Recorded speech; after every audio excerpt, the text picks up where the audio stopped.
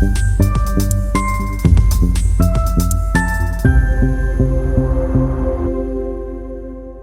everyone. Welcome to the Intelligence Spotlight series. In this series, we shine light on the world of open source investigations and open source intelligence overall by engaging with leading investigators, researchers, and journalists. Each episode dives into their latest investigative work, uncovering the tools, techniques, and challenges behind their reports. The goal is to not only discuss significant findings, but also to offer educational insights into how OSINT can be leveraged for uncovering hidden truth. Whether you're an inspiring OSINT professional or simply curious about investigations unfolding in the digital age, Intelligence Spotlight series provides insight into the evolving landscape of intelligence, media verification, and the fight against disinformation. We're very happy to have Eman joining us today, and I'm excited to introduce. She's our first guest in the Intelligence Spotlight series. Eman works as a digital investigator with an impressive background, OSINT in special analysis, currently working with Bellingcat. Her work has appeared in major outlets like The Times, The Independent, and New Line magazine, which I will be sharing the links to in the description of this video. She's focusing on humanitarian crises and armed conflicts around the world, especially in the global south. And we actually briefly crossed paths while working for the Center for Information Resilience in London. And I'm thrilled that she is joining us today to share her experience. A huge thank you, Eman, for accepting the invitation and kicking off the series. Thanks, Qais. It's really nice and an honor to be here, to be honest. I know we only worked together very briefly, but it's still good to connect and speak about OSINT and open source investigations in general. Thank you. Yeah, likewise. So Eman, I think it's interesting because there isn't any diploma or bachelor degree, undergraduate or graduate degree in open source intelligence, as far as I know. But I think it's a combination of interest or experiences that people start coming into this field. Maybe tell us a bit about your journey. What was that triggering moment for you that you said, no, I'm going on this path. This is my path. I'm going to do this. It might have taken years for me to actually take the leap, but it was a learning process. And I believe a lot of open source investigators relate to that. I'm a journalist by profession. I started working in around 2013, 2014 at local newsrooms. And then in 2015, I tried to branch out more into financial investigations. And that was a challenging topic in Egypt, given the press freedom or the lack thereof. So that kind of made me look into open source data, although perhaps I didn't know it was called open source intelligence, or I did not know much about it. And I didn't think that the research tools that I'm using fall under a whole discipline, an entire industry, basically. So it was mostly financial investigations that introduced me to open source tools. And then from there, I discovered geolocation and HUMINT and SOCMINT. So I think it went from there. And I would say between 2018 and 2019 was when I've decided I will fully work on open source investigations or investigations that rely on open source verification techniques.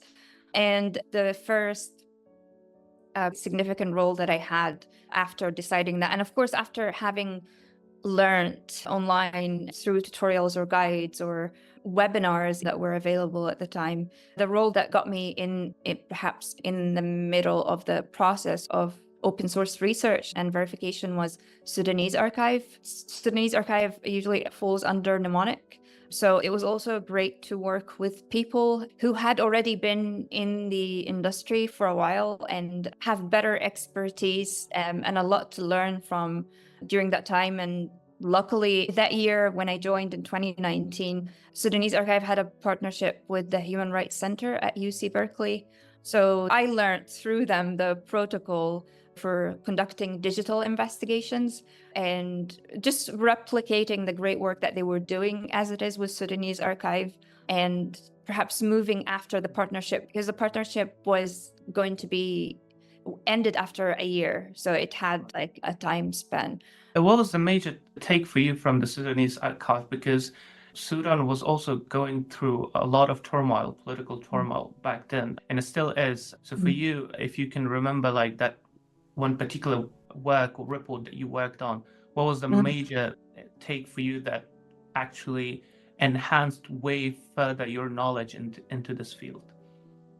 You mean how the Sudanese archive helped with that?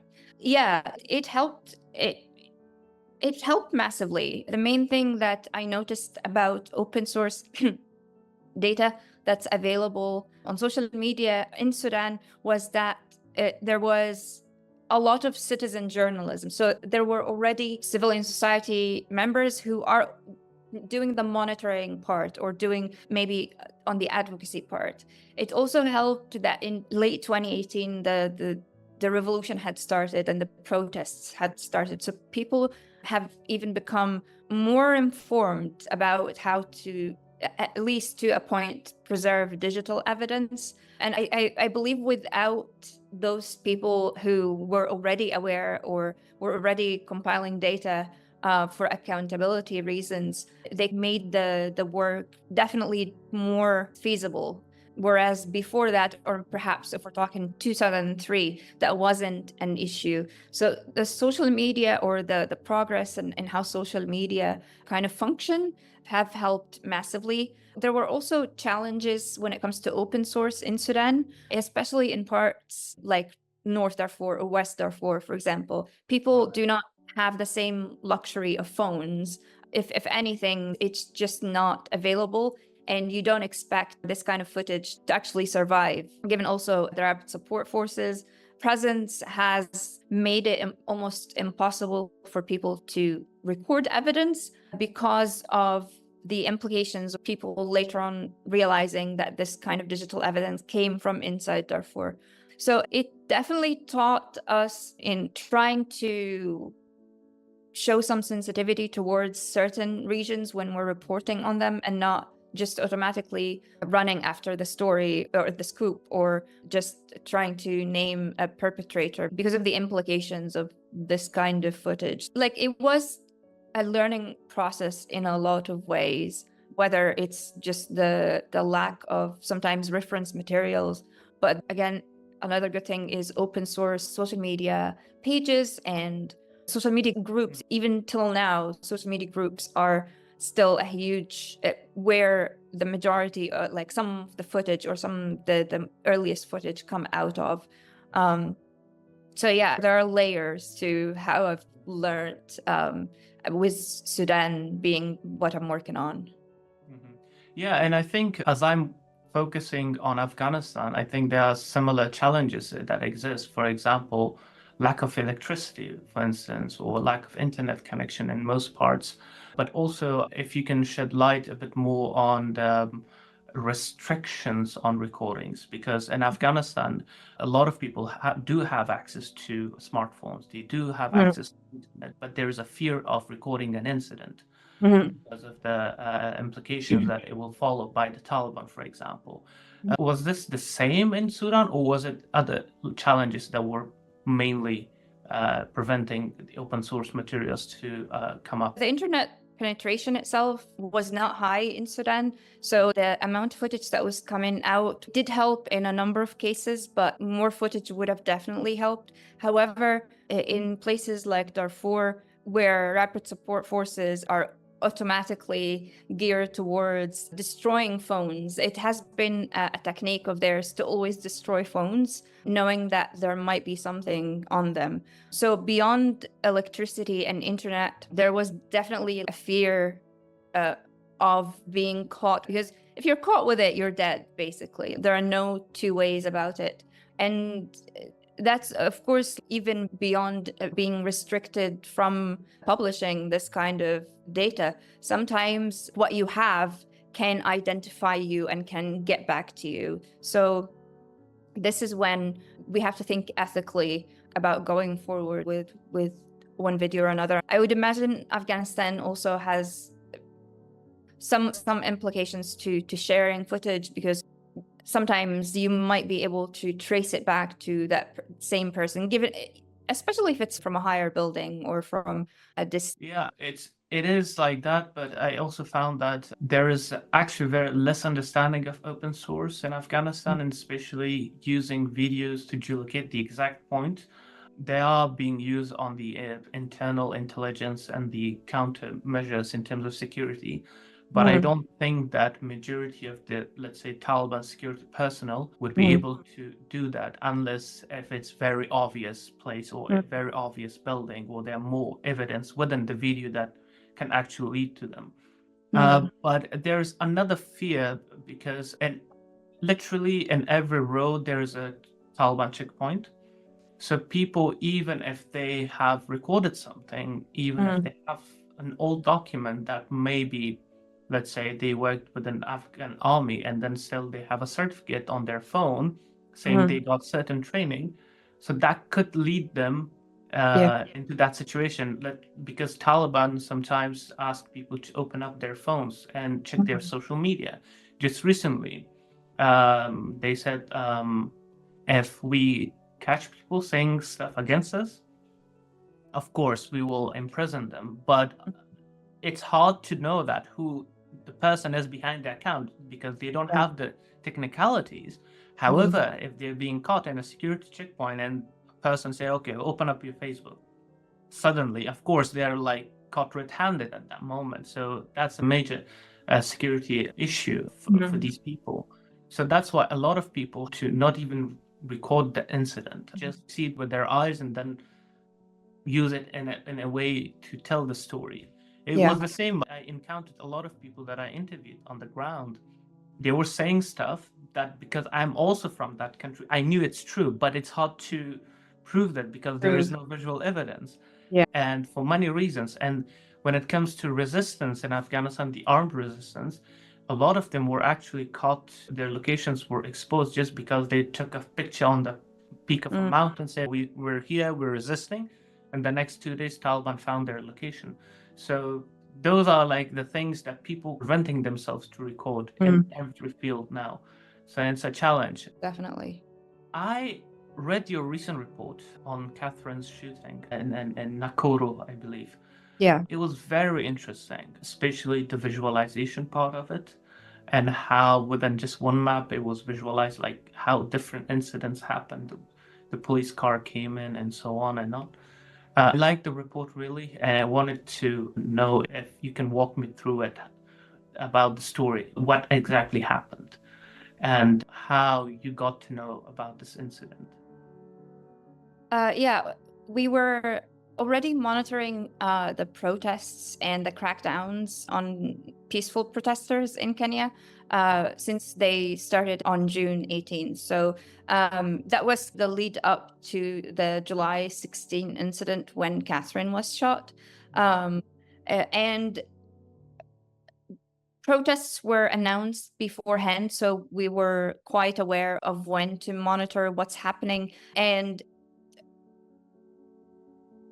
it quickly turned into a violent event where Kenyan police forces were attacking peaceful protesters and killing protesters as well, which you might have read about on June 25th, for example. There are footage that we also reviewed that showed 5 people that were seemingly shot dead on the very close to the parliament itself.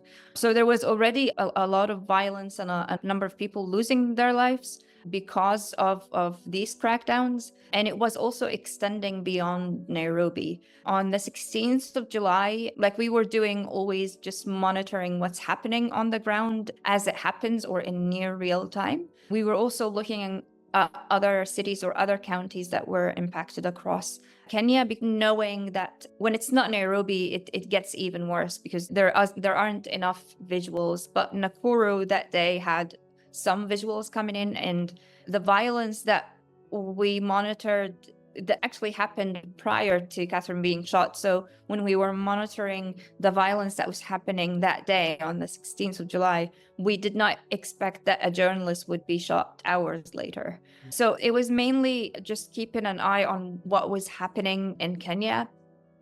as Bellingcat, and also just trying to identify how we can use what we've got towards some semblance of accountability. And I like the shooting of Catherine was something that had perhaps more footage than usual online, although not enough footage to identify the individual who caused it, but it took a close-up from a couple of angles, and that kind of helped it get to where it was. Yeah. So who was Catherine and what she was doing at that? Because this is also interesting. In the report, she just looks like an ordinary person standing there, and then the next few seconds she's lying and bleeding. Catherine Wanjiru is a Nakuru-based journalist.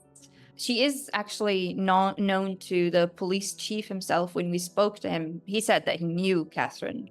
Knowing also from Catherine herself, and also from seeing her extensive work, she has reported from Nakuru for years, including on some high-profile cases. One of them was a police officer who had killed 2 people. So she's a diligent reporter, and that day she was trying to report from other parts of Nakuru, but the Kenyan Defense Forces and I believe prison forces or prison police forces were stationed all across Nakuru, so protesters didn't really have a lot of places to go to. Most people just ended up on Kenyatta Avenue, where Catherine was standing when she was shot. So it wasn't like there are focal points for people to congregate. And she was there to report on it, and she was amongst journalists as well, dressed a Kenya Media Council vest that has press on it. Very identifiable, even to people who are aware of Kenya, for example. A lot of people understand that this particular vest is for press or for professional journalists. So yeah, she was basically doing her job, and because she was at the front, I believe that's why she was shot with another person as well. That shot was fired towards a group of journalists, which makes it even worse in that case, because perhaps she was not personally targeted, but journalists were. So how was the process for you in terms of data gathering, in terms of verifying the footage, how many footage you found, and what techniques in terms of OSINT you used to get the whole story there? Of the incident itself, I believe we had a number of maybe 5 videos that kind of show like the before and perhaps the after. And the main ones that helped us were just these 2 videos that were taken from the side of the road on Pandit Nero Street. Another one that's on the other side on Kenyatta Avenue, which kind of shows you also the group of journalists as well as Catherine and the bystander. It was relatively straightforward geolocation-wise because it's in the central business district of Nakuru. There was even like street view imagery that you can review and take a look at. It was very straightforward and did not take a lot of perhaps looking for different reference material, for example. And I will say also, like, beyond visualizing the data, there wasn't a lot of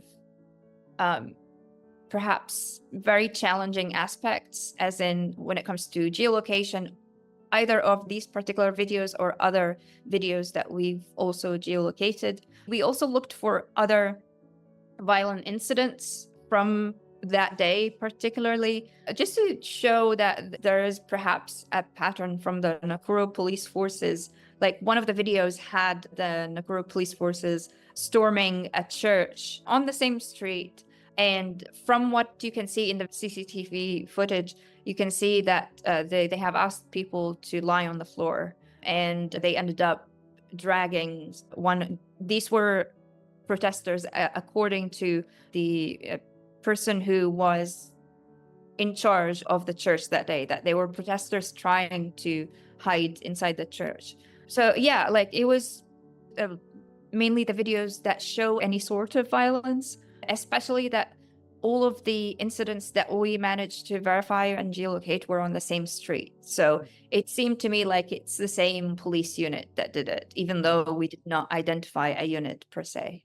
And when I was reading the report, it was very useful and helpful to also understand the guidelines that police have in Kenya, the guidelines in terms of when it comes to unrest and which situations they should and how they should react. How do you analyze that situation? What actually triggered the police unit to get that violent and also shoot Catherine from a very close range, which was interesting that the rubber bullet actually penetrated her body. Yeah. Yeah, no, it was incredibly close. I think that's why people were quite shocked and taken aback. Like, even in the video itself that doesn't necessarily show Catherine falling, but you can hear the screams. You will realize that there was a bit of a lag because there were a number of journalists perhaps on the Pandit Nehru Road, and they didn't realize till she fell down, basically. And even from Catherine herself, having spoken to her, she also didn't realize immediately that she was shot. So what we analyzed, or what we observed from the footage itself, is that one police car, which we had the plate number for, was on Kenyatta Avenue, and it drove back and forth before the shooting happened.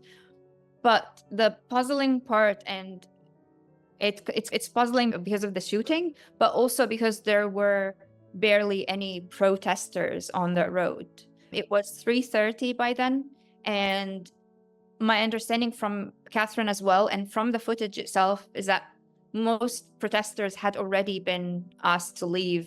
There weren't a lot of them. There were very few, if any, and Catherine also agreed to that. So there was no protester violence, and there was no need for the shooting. But when the car drove back and forth, it felt like the car was perhaps performing some reconnaissance. But even when they're performing that, they can see other like Kenya Defense Forces on the same street, and nobody actually. But then they managed to fire tear gas grenades around 12 times, or actually just 12 times from what we can hear in the video, and we can also see with the cars going back and forth. I believe it was a lot of intimidation, but it doesn't explain the rubber bullet shot because of also the proximity. Catherine was just 5 to 6 meters from that particular, between her and the person who shot her. So that makes it extremely dangerous for her to be shot. Like, she shouldn't be shot within that distance, but also it shouldn't be directed at people, civilians, journalists, because of knowing how rubber bullets have killed people in other parts of the world. Because if they're shot at a very close range, like towards the head or the spine, it can be lethal. And in that case, the fact that it actually inflicted 3 entry wounds on Catherine just tells you how unnecessarily close they were. And it didn't just hit her, it hit another man, but the footage was not as helpful to see the extent of his injuries as much as we did with Catherine. Right. To answer your question, I don't really think there was a trigger. I think people were ourselves, as well as Catherine, were still puzzled as to why she was shot, because there was absolutely no reported violence even that day in Nakuru. And I think even in that video, I watched it, the scene completely looks peaceful and quiet, and then suddenly a few shots are being fired. The video that was taken from the other side of the road shows at least 3 people carrying video cameras. So it's quite clear that they're there to document what's happening, not there to participate or anything like that. On the sidewalk, not on the main road.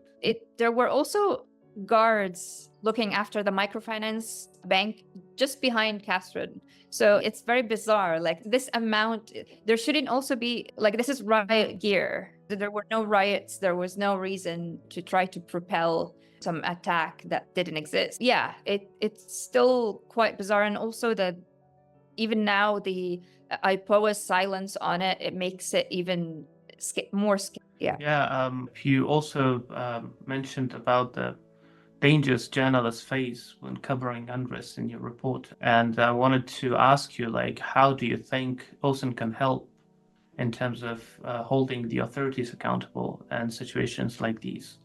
It can help a great deal. Although we don't have the identity or the name of the person who took the shot, it was important to highlight that it was police forces. There are no nefarious parties that were there. It was just actually Kenyan police with police helmets on inside a police. Like, it can be more clearer than that. But like all challenges with OSINT in the global south, how accountability either takes time or sometimes it just doesn't immediately happen. I think documenting every single digital evidence does have an impact even in the long run. It is important to amass this kind of evidence, even if it's not going to immediately change policies or try to bring some justice towards Catherine and other journalists who were also attacked after she was shot, because this was not a single incident that happened in Kenya since the protests started. It had been a consistent occurrence when journalists are out to document these protests. Yeah, indeed. I guess what's very important from an investigator side would be to raise awareness about that incident. Of course, yeah. The And majority. yeah. Yeah, go ahead. I think your work is incredible in doing that. And I also think that awareness is the basis for accountability. Definitely. I believe also that for our work to have evidentiary value is important because it is easy nowadays. I feel like I'm talking like an old person, but it is easy nowadays to automatically, when you're looking at a report, to question the information because you're not trusting the source, or you're not trusting the anonymous source, or you're not trusting the platform itself. So visual evidence, and it doesn't only bring it to life in a way, it gives them a lot more certainty than you do by just reporting and stating facts. Because sometimes people do not imagine, if we had reported on that without any footage, people would have been like, they're rubber bullets, they're not lethal, but they are they are less still damaging, and they still can cause huge harm. Yeah, indeed. In terms of rubber bullets, it's mainly even used in Western countries too, but I think it comes down to even the slightest thing can be very lethal. Or the case of Iran, like most protesters that lost their eyes was because of the rubber Exactly. bullet. Yeah. In 2015, an Egyptian activist, her name was Qais Alamdar, she was shot with rubber bullets in the spine, but she lost her life entirely. So it does actually kill people, and it does maim people. Again, with the 2011, the Arab Spring Revolution, there were also people who were blinded because it was aimed at their heads. There is always enough risk while using those, especially if you're pointing them not towards the ground as you should, as the guidelines say, but towards actual humans with different parts that could be susceptible to severe damage. Exactly. And Catherine also, like I mentioned, the 3 entry wounds, these pellets or these rubber bullets were taken out after a surgery. It's not the kind of thing that you will get someone to sort it out for you. Like you needed an actual, and she's still recovering till today from her injuries. Exactly. It actually reminds me of my childhood, that we're told to be very careful not to get hit in certain parts of our head. For example, these 2 sides, where there are certain veins that if they cut off, it causes internal bleeding. And it will be like a very minor thing that will just trigger it. That's why, like, even the smallest things could be very lethal in this case. Definitely.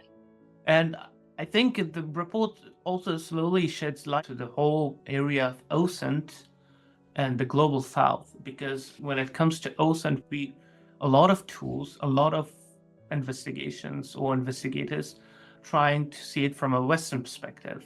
However, when it comes to global south, it completely changes the whole scene, because there may be certain information available about certain things, and it may not be available in global south, and the issue of privacy in that case, like privacy and the laws around it. How do you define the difference in terms of OSINT? What kind of OSINT should we apply in the global south? Mhm.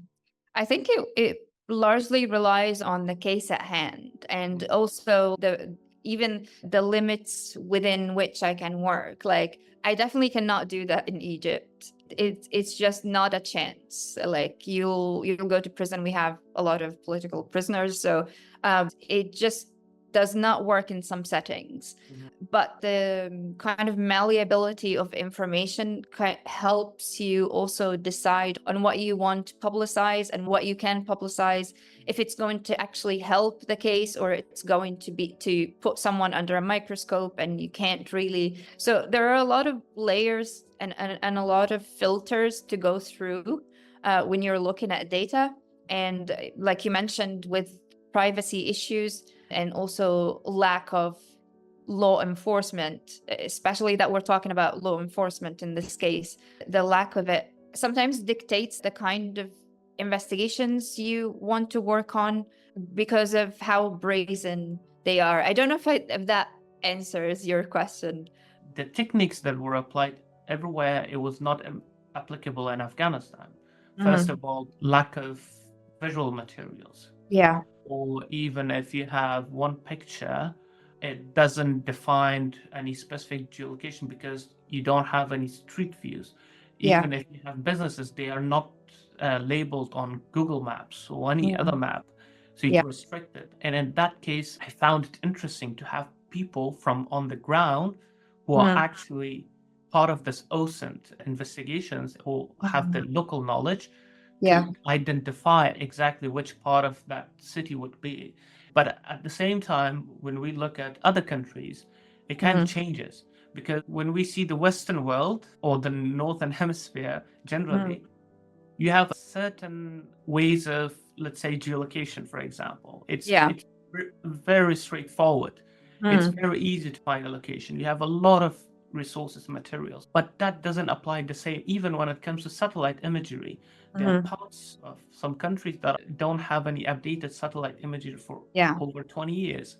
The same, there's a huge part of the Afghanistan and Iran border that I'm actually investigating right now about Iran building concrete wall and border with Afghanistan. And there are a huge part of it that Google still hasn't updated its satellite imagery. So it's completely blurred up. So you can't zoom in, don't know what's happening. And generally, I think my last question on that would be, if you see cases coming up, different cases from different regions in the global south, how much do you see the need for investigators or training investigators in those places? How that would contribute to accountability mechanisms and areas of human rights, for example? Yeah. This is a great question, but I also want to just say quickly on also the topic of OSINT in the global south. And you did touch on the satellite imagery and the fact that they're not available and they're not updated. And it is one of the biggest challenges, like having worked on Ukraine and Sudan, it's two different worlds entirely because of the availability of reference material as well as footage, as well as satellite imagery. Whereas in Sudan, it has been challenging. And I dare say that in the case of Sudan particularly, given there is a war that has been going for almost a year and a half now, it still relies on a lot of high resolution imagery, which is not the most inclusive practice, but it is necessary when you're monitoring armed conflicts in somewhere like Sudan. I think there is no equity because you don't have that immediate access to high resolution satellite imagery, whereas others do have that. So it doesn't balance it out, and it sometimes even makes people in the global south weary of wanting to get into OSINT or open source verification techniques, because your reference material or your reference imagery might not help very much because it hasn't been updated since 2021. But it's still important to always, I think, setting the expectations of researchers in the global south will prevent them from getting to the point where they're frustrated for not being able to geolocate something. And also with the very limited resources that you have, sometimes you don't have a verification. I can't do that. So that's one thing, just setting someone's expectations that it's not going to be smooth sailing. It's never going to be. I think we're a long way away from that. But another thing would be, which is the open source community has been largely